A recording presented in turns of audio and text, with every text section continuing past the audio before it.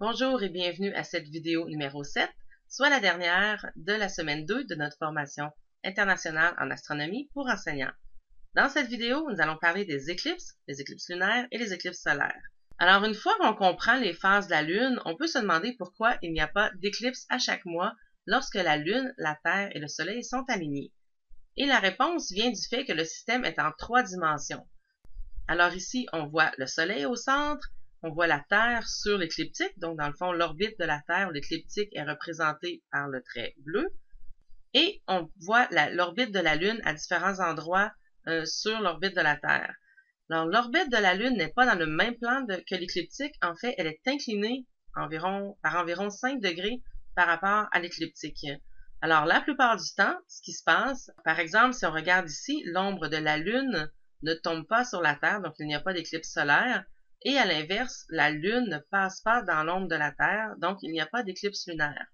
Par contre, 2 fois par année, l'alignement est bon, et à ce moment-là, l'ombre de la Lune peut tomber sur la Terre et créer une éclipse solaire, alors que lors de la pleine Lune, la Lune peut entrer dans l'ombre de la Terre et créer une éclipse lunaire. Alors, des éclipses, il y en a effectivement au moins 2 fois par année, des éclipses solaires 2 fois par année, ainsi que des éclipses lunaires 2 fois par année. Et ça, souvent, les gens sont surpris parce que comme une éclipse solaire n'est pas visible à un endroit très souvent, les gens vont penser qu'elles sont très rares, mais à un endroit sur Terre, il y a une éclipse à chaque 6 mois. Alors voilà, dans le fond, la raison pourquoi il n'y a pas d'éclipse à chaque mois, c'est que l'orbite de la Lune est inclinée par rapport à l'écliptique. Donc, il faut vraiment penser en 3 dimensions. Et la plupart du temps, par exemple, l'ombre de la Lune va passer au-dessus ou en dessous de la Terre. Et même chose, la Lune va passer au-dessus ou en dessous de l'ombre de la Terre. On va commencer en regardant le phénomène des éclipses solaires qui se produit lorsque la Lune est placée entre la Terre et le Soleil. Alors, une éclipse solaire se produit toujours à la nouvelle Lune. Il faut absolument l'alignement Soleil-Lune-Terre afin que l'ombre de la Terre, si l'alignement est bon, il faut que l'ombre de la Lune, excusez-moi, tombe sur la Terre. Et à ce moment-là, il y a vraiment une zone sur la Terre qui n'est pas éclairée par le Soleil. On voit ici les rayons lumineux et les différentes zones d'éclipse. Alors, vraiment, ici, dans la zone d'éclipse totale, il n'y a pas de soleil qui parvient à la surface, alors que dans la zone d'éclipse partielle, il y en a quand même un peu, et les gens, ce qu'ils verraient ici, ce serait une partie du soleil qui est cachée, mais pas complètement. La zone d'éclipse totale semble être seulement une petite région, une pointe, mais en fait, comme le phénomène prend quelques heures, les astres se déplacent, la Terre tourne, et c'est en fait une bande de plusieurs milliers de kilomètres de long, la région où on peut voir l'éclipse totale. Par contre, c'est vraiment très limité, alors c'est pour ça qu'à un endroit précis, c'est assez rare qu'on peut voir une éclipse solaire. Alors, de la Terre, voici ce que l'on voit, encore une fois, réconcilier le point de vue extérieur, comme on vient de voir avec les astres, et le point de vue de la Terre. Alors ici, on voit une image du Soleil prise avec un filtre solaire sur un télescope, et la Lune serait juste ici, et là, dans son mouvement orbital, dans le fond, alors qu'elle se déplace autour de la Terre, elle va simplement venir cacher le Soleil et ensuite continuer de l'autre côté. Alors, un peu plus tard, voici ce qu'on verrait. Il faut vraiment penser ici que c'est la Lune qui cache le Soleil. Et c'est quand même assez impressionnant parce que ce sont 2 astres très différents. Par contre, la Lune est environ 400 fois plus petite que le Soleil, mais elle est aussi 400 fois plus près de nous que le Soleil environ. Ce qui fait que les 2 objets ont pratiquement le même diamètre dans le ciel, la même grosseur, et c'est une coïncidence incroyable, ce qui fait qu'on peut avoir de magnifiques éclipses solaires où la Lune couvre parfaitement le Soleil, mais nous permet quand même de voir la couronne solaire, dans l'atmosphère extérieure du Soleil. Alors, un phénomène incroyable, et je dois avouer que je n'ai jamais vu d'éclipse solaire totale. J'espère bien pouvoir en voir dans les prochaines années. Il va y en avoir une aux États-Unis, dans le fond, pas très loin, dans 2 ans.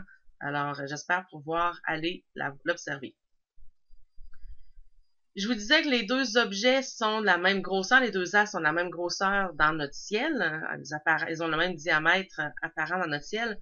Par contre, il arrive des moments où que la Lune paraît plus petite parce que son orbite est une ellipse. Alors, l'orbite de la Lune autour de la Terre, ce n'est pas un cercle parfait. Alors, parfois, la Lune est plus éloignée de nous, elle paraît plus petite, et ce qui fait que ce n'est pas une éclipse solaire totale, mais une éclipse annulaire. Alors, de notre perspective, à ce moment-là, la Lune ne cache pas complètement le Soleil, il reste un anneau de Soleil tout autour de la Lune, mais c'est tout de même un spectacle assez spectaculaire de voir cet anneau de feu, comme on dit souvent, dans le ciel. Mais à ce moment-là, par contre, il faut vraiment l'observer encore avec un filtre solaire, parce que ça peut être encore dangereux pour les yeux là, de l'observer, le Soleil, même si une grosse fraction du Soleil est cachée. J'y reviens là-dessus sur l'observation de ces éclipses-là un petit peu après. Alors, je vous ai mis ici un tableau des prochaines éclipses solaires. En fait, il y a un site web de la NASA qui a beaucoup d'informations. Et ici, j'ai recopié. Vous avez les liens vers les pages d'information pour chacune de ces éclipses. Comme vous voyez, bon, j'ai mis celle de 2015, et il y en a 2 par année, parfois même 3. Alors ici, en 2018, 2 nouvelles lunes de suite vont créer en fait des éclipses solaires. Même chose en 2019, il y en aura 3. Tout simplement parce que la première est très près du début de 2009. Alors, on se retrouve là près de 6 mois, puis ensuite un autre 6 mois, on se retrouve juste à la fin de 2019. Alors, je vous amène un peu à l'information de la prochaine, du 9 mars 2016, pour voir un peu comment on peut lire les cartes qui sont sur ces pages. Alors, pour les éclipses solaires, ça c'est une partie de la carte, de l'information, mais ce qui est intéressant de voir, c'est que rapidement, on voit où sur la Terre il est possible de voir cette éclipse. Alors, la bande de l'éclipse totale, c'est ici, c'est la bande en bleu. Alors, tous les gens qui sont dans cette région vont voir l'éclipse totale, alors que tous ceux qui sont dans l'autre région, ici, avec du vert et du rose, vont voir l'éclipse partielle. Alors, pour les gens ici, seulement une partie du soleil sera cachée, alors qu'ici, ça sera à 100%, ce sera une belle éclipse solaire. Alors, il faudra aller quelque part dans le milieu du Pacifique pour pouvoir l'observer. Alors maintenant, si on regarde les éclipses lunaires, alors une éclipse lunaire se produit lorsque la Terre est placée entre la Lune et le Soleil, donc c'est toujours à la pleine Lune. Dans ce cas-ci, il faut vraiment l'alignement Soleil-Terre-Lune, et comme l'alignement est bon, la Lune va entrer dans l'ombre de la Terre, devenir beaucoup plus foncée. Par contre, elle ne disparaît pas complètement parce qu'il y a une partie de la lumière du Soleil qui est réfractée, dans le fond, qui va passer dans l'atmosphère de la Terre et quand même aller sur la Lune. Et c'est surtout la lumière rouge qui y parvient. Donc, la Lune prend une teinte rouge foncé et on peut y penser comme si c'était la Lune qui était éclairée par toute la lumière des couchers et des levées de soleil sur la Terre. Alors, voici aussi l'information sur la zone de pénombre. En fait, quand la Lune rentre dans la pénombre, ce n'est pas très frappant à l'œil. Donc, une éclipse de pénombre est beaucoup moins intéressante qu'une éclipse totale, alors que la Lune va rentrer complètement dans l'ombre de la Terre. Et une chose intéressante, c'est que l'éclipse est visible de toute la partie de la Terre qui fait face à la Lune. Donc, dans le fond, partout où c'est la nuit, il est possible de voir l'éclipse. Évidemment, les gens qui sont de ce côté-ci, où c'est le jour, ne pourront pas la voir à ce moment-là. Alors, vue de la Terre, voici ce que ça donne. Alors, on voit la zone d'ombre qui est comme projetée dans l'espace, la zone de pénombre, et la Lune bouge. Alors, c'est vraiment le mouvement de la Lune sur son orbite. Et tranquillement, elle va rentrer dans l'ombre. Et là, on voit des morceaux de la Lune qui commencent à manquer. Et quand elle est complètement dans l'ombre, eh bien, elle devient plus rouge foncé. Parfois, on a des éclipses partielles quand la Lune va passer juste ici, par exemple. Donc, elle ne sera pas complètement dans l'ombre de la Terre. Alors, je vous ai remis un tableau aussi avec les prochaines éclipses. J'ai gardé celles de 2014 et 2015 puisqu'il y en avait 4 en ligne, donc une tétrade d'éclipses totales. C'est intéressant dans ce temps-là de pouvoir en observer. Surtout que les prochaines sont malheureusement moins intéressantes. On en a 3 de pénombre, ensuite une partielle. Alors la prochaine éclipse lunaire totale, il va falloir attendre jusqu'au 31 janvier 2018. La dernière était très intéressante, celle du 27-28, tout dépendant si on était de quel... si on est... Alors la dernière qu'on a eue, celle du 27 ou 28 septembre, était très belle. Ça, c'était vraiment intéressant à observer. Et la prochaine va aller au 31 janvier 2018. Alors, je vous montre justement, encore une fois, ce sont des liens. Je vous montre l'information pour celle du 31 janvier 2018. Alors, on voit le diagramme comme je viens de vous montrer. Et là, on a identifié certains moments. Alors, le temps U1, c'est lorsque l'éclipse partielle commence, quand la Lune commence à entrer dans l'ombre de la Terre. Et entre les moments U2 et U3, ce sont les moments où l'éclipse est totale. Alors, plus bas dans cette page-là, on a justement les temps en temps universel pour les différentes étapes de l'éclipse. Les P1, dans le fond, c'est pour la pénombre, les temps 1 et les temps 4 à la fin. Et ensuite, on a pour Umbra, dans le fond, l'ombre, 1, 2, 3, 4, aussi les différents temps que je vais vous montrer. Et on voit toujours la carte ici qui nous montre que celle-là, par exemple, ne sera pas visible pour plusieurs personnes qui suivent la formation présentement. Alors, toute l'Europe, une bonne partie de l'Afrique, en fait, une bonne partie de l'Europe et de l'Afrique, alors qu'ici, en Amérique du Nord, en fait, au Canada, l'éclipse va être visible au coucher de lune, qui est le matin. Donc, c'est aussi moins intéressant. C'est plus agréable quand c'est une éclipse de soirée qu'une éclipse très tôt le matin, par exemple, comme à 4 heures du matin. Alors, pour chaque éclipse, vous pouvez avoir l'information comme ça sur le site web. Donc, il y a différentes pages d'éclipses. Toutes les références que vous voyez avec Fred Espenax, ce sont d'excellentes ressources. En fait, c'est Monsieur Eclipse. D'ailleurs, il a un site web qui s'appelle Mr. Eclipse. Et la page d'éclipse de la NASA a toute l'information qu'on veut sur les éclipses.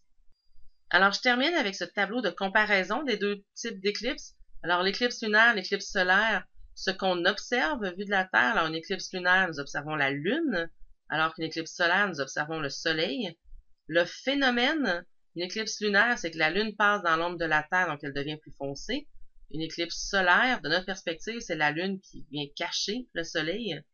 Est-ce que c'est dangereux à observer l'éclipse lunaire? Absolument pas, puisqu'on observe la Lune. Ce n'est jamais dangereux d'observer la Lune. Alors qu'une éclipse solaire, oui, c'est dangereux à observer sans protection, puisqu'on observe le Soleil. Par contre, ce n'est pas parce qu'il y a soudainement des nouveaux rayons dangereux qui nous parviennent, c'est tout simplement parce que c'est toujours dangereux d'observer le Soleil.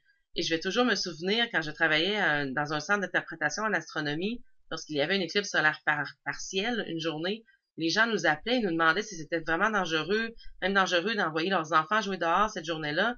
Alors c'est comme s'ils pensaient qu'il y avait tout d'un coup quelque chose de plus dangereux que d'habitude. En fait, c'est toujours dangereux pour les yeux d'observer le soleil directement parce que ça peut vraiment brûler à l'intérieur de notre œil. Et le problème durant une éclipse solaire, c'est qu'on est porté à regarder le soleil. Mais ce n'est pas plus dangereux que d'habitude de regarder le soleil, mais il faut faire attention puisque c'est justement, on veut regarder le soleil, donc il va y avoir des bonnes protections, des lunettes à éclipse ou des systèmes de projection avec des télescopes. Bref, il y a différentes méthodes, mais oui, il faut faire attention si on veut observer une éclipse solaire.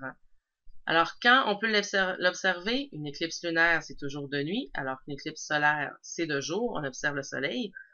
Et la fréquence à un endroit spécifique approximativement. Donc, où vous vivez, les chances que vous voyez l'éclipse lunaire, environ une fois par année. Si on imagine qu'il y a 2 éclipses lunaires par année et que la moitié de la planète peut l'observer, statistiquement, on se retrouverait avec une éclipse lunaire par année par endroit environ. Ce n'est pas toujours le cas, mais ça donne une moyenne.